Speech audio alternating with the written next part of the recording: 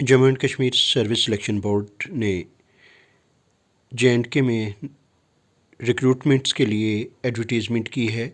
Advertisement number 5/2020। इसमें बहुत सी post advertise की गई हैं। जिन पोस्ट की एडवर्टाइजमेंट की गई है उनकी तादाद टोटल 580 है। इन पोस्ट पे अप्लाई करने का तरीका क्या है, ऑनलाइन कैसे अप्लाई करना है, क्या क्या डॉक्यूमेंट्स होने चाहिए, किस साइट पे जाके आप अप्लाई कर सकते हैं, ये सारी डिटेल इस वीडियो में आपके साथ शेयर की जाएगी।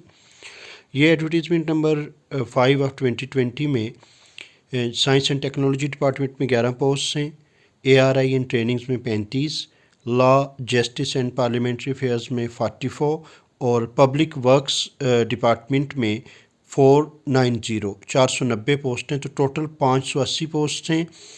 इनमें 31 दिसंबर 2020 से फॉर्म ऑनलाइन भरे जाना शुरू हो चुके हैं, जबकि लास्ट डेट है सबमिशन ऑफ फॉर्म्स की 20 जनवरी 2021।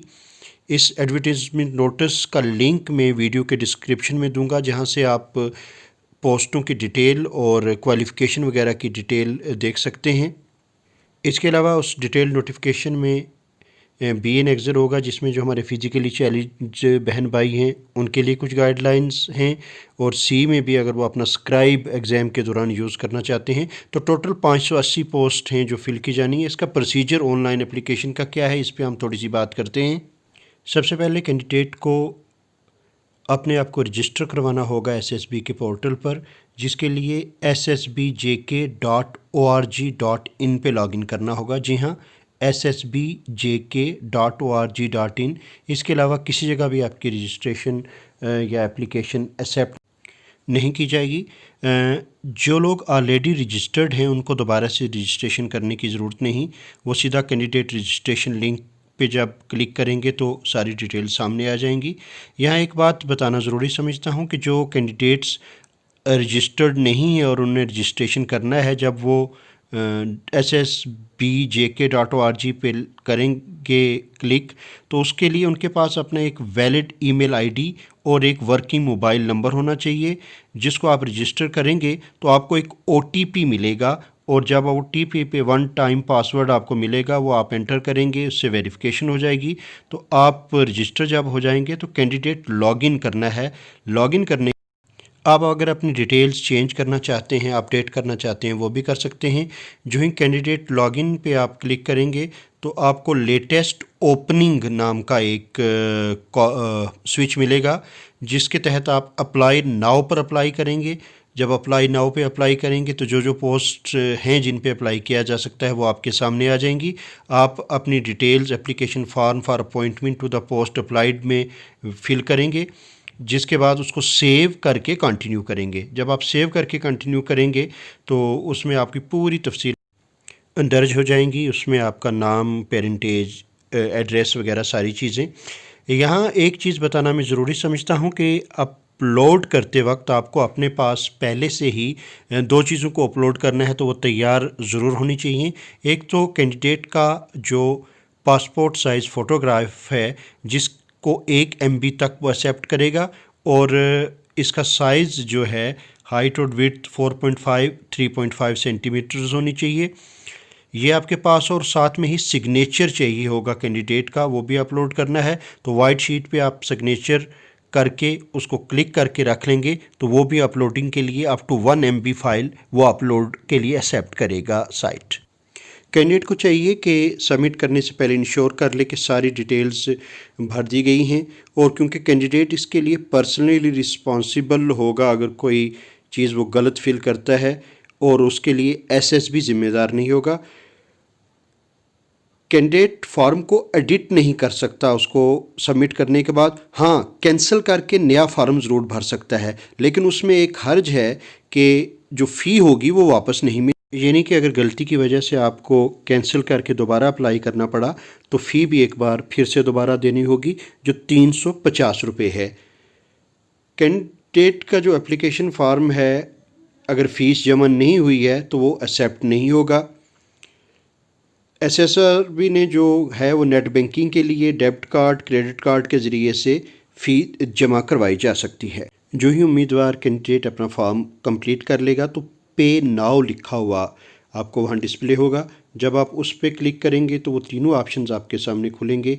आप नेट बैंकिंग भी यूज़ कर सकते हैं, डेबिट कार्ड यानी कि जिसको हम आमतौर पे एटीएम कार्ड कहते हैं वो भी, या अगर किसी के पास क्रेडिट कार्ड है तो इन तीनों मोड्स में से कोई एक मोड जो है फ़ी पेमेंट का वो चूज़ करके जो रिक्वायर्ड फ़ी है वो आप उसमें पे करेंगे।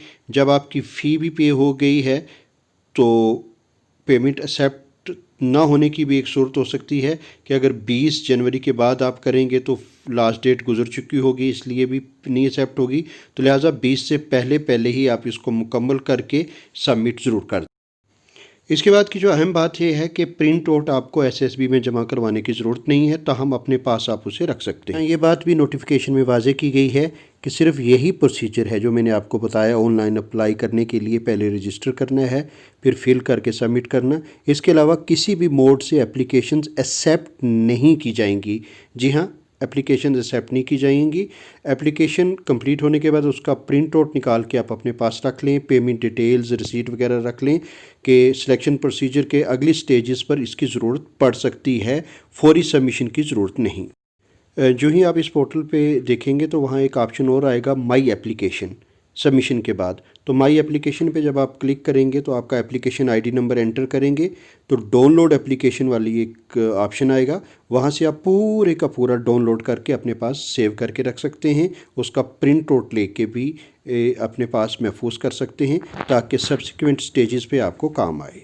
अगर किसी तरह की कोई दिक्कत आती है तो उसके लिए भी एसएसबी ने एक ऑप्शन रखा है कि आप ssbjkgrievance@gmail.com पे मेल करके अपने मसले का हल उनसे डायरेक्टली पूछ सकते हैं।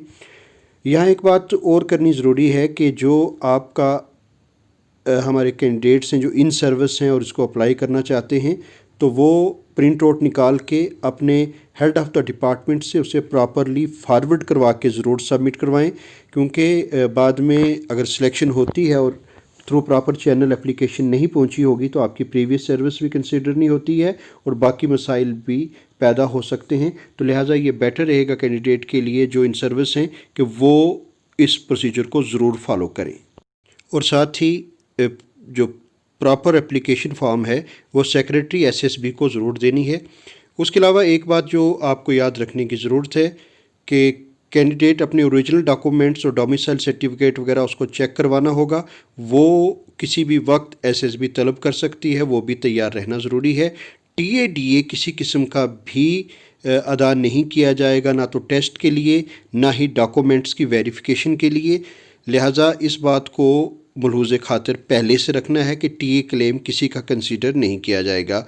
जो रिजर्वेशन है एससी, एसटी या इकोनॉमिकली वीकर सेक्शंस के लिए, पर्सनस विद डिसेबिलिटीज़ या बाकी जितनी भी हैं वो एज़ पर नॉर्म जो हैं वो होंगी। ये बात भी एसएसबी ने वाज़े कर दी है कि ये तमाम नंबर ऑफ़ पोस्ट और रिजर्वेशन में जो है वो जो डिपार्टमेंट कंसर्न ने इनको रिक्विजिशन भेजी है वो उसी के मुताबिक हैं।